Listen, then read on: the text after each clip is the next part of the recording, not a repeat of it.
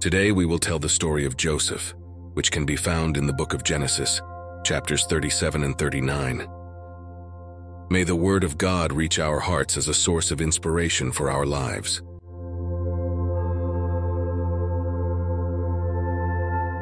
Among the 12 sons of Jacob, one stood out like a bright star amidst the darkness of envy and fraternal rivalry. That was Joseph, his father's favorite, whose affection was expressed in a special coat, woven with a myriad of colors that danced like a rainbow around his body. But the coat of many colors, a symbol of paternal love, was also the catalyst for envy and resentment among the brothers. Their looks burned with the shadow of jealousy, while Joseph, oblivious to the invisible chains that surrounded him, shared his visions in unusual dreams. In a dream, we were tying bundles of wheat. My bundle suddenly stood upright and your bundles bowed down to it, he announced, his eyes shining with the excitement of the dream. But instead of admiration, his words only sparked the fury of his brothers, who could not tolerate the idea of bowing down to their younger brother. And when another vision emerged in the recesses of his mind, Joseph did not hesitate to share it.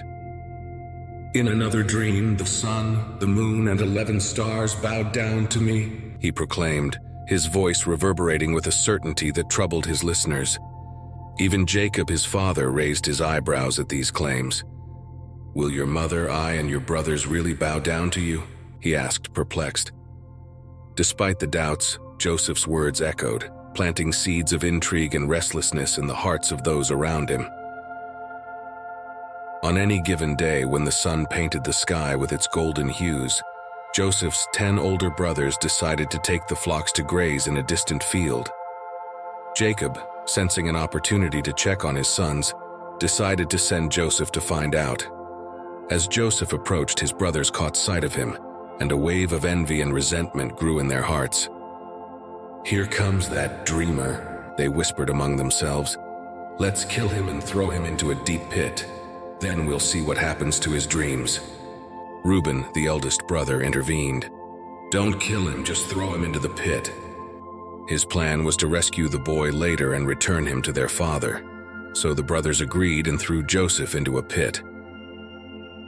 While Reuben was away on an errand, the others satisfied their hunger with a meal. As they ate, a group of merchants passed by, heading for Egypt. It was then that one of the brothers, named Judah, had an idea. "Why should we kill Joseph? After all, he is our brother. Instead, let's sell him." So they decided to sell him to the merchants heading for Egypt. When Reuben returned later, he was shocked to find the boy had disappeared. The brothers told him what they had done. Together, they plotted a story to tell their father. They killed a goat and dipped Joseph's robe in the blood. When they got home, they showed the robe to their father. Jacob seized him and cried out, "Joseph was killed by wild animals." He tore his clothes and began to mourn for his son. The others tried to comfort him, but he lamented for Joseph from the depths of his heart. "I will mourn his death for the rest of my life." Meanwhile, Joseph arrived in Egypt, sold to a man named Potiphar. He adapted to his life as a slave, and God prospered everything he did. Joseph grew in his skills and earned the respect of his master. Over time, Potiphar entrusted Joseph not only with the management of the house, but also with the oversight of finances, granting him unprecedented authority and responsibility. Joseph, with his keen intelligence and organizational skills, soon demonstrated exceptional talent, turning Potiphar's residence into an exemplar of efficiency and prosperity. In the silent corridors and halls filled with riches, Joseph moved with grace and determination, overseeing household affairs, managing financial resources, and earning the trust and respect of all around him.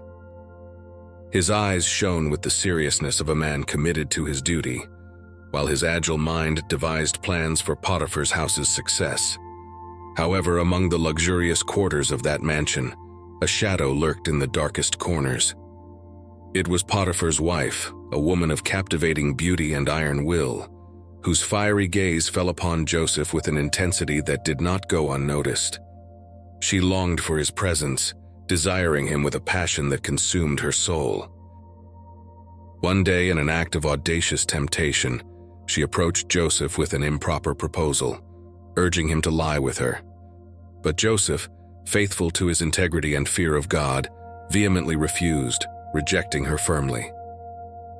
Nevertheless, the burning lust glowed in the woman's eyes, fueling an implacable determination that knew no bounds. Without her husband nearby, the opportunity finally presented itself. She waited patiently, observing each movement of Joseph until, in a moment of vulnerability, she seized him with desperate urgency.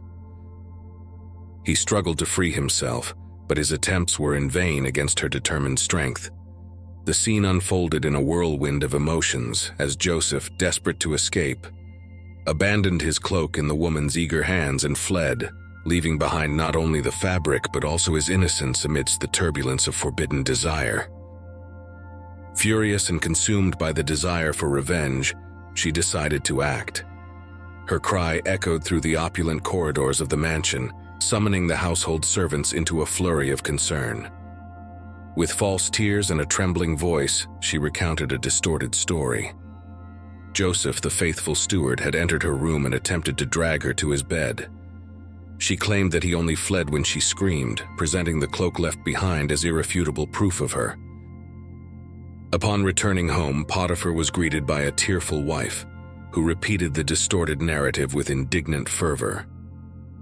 Consumed by rage at the supposed betrayal of his trusted servant, Potiphar did not hesitate to make a drastic decision.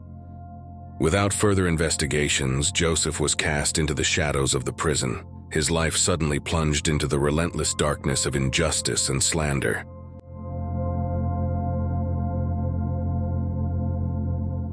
This is the first part of a 5-part series where we'll tell the biblical story of Joseph and his brothers. Stick with us so you don't miss the next chapters of this important story for all of us. If you're not already subscribed to our channel, click the subscribe button and join our community. Don't forget to comment, like, and click the notification bell. Your presence and participation here are very important to us. And if you missed the previous episodes, we have a complete playlist with all the videos in chronological order. Today I want to leave you with a verse from the book of Genesis, chapter 39, verse 5. From the time he put him in charge of his household and of all that he owned, the Lord blessed the household of the Egyptian because of Joseph. The blessing of the Lord was on everything Potiphar had, both in the house and in the field. May God's presence be a constant in your life, bringing blessings, joy, and love. God bless you.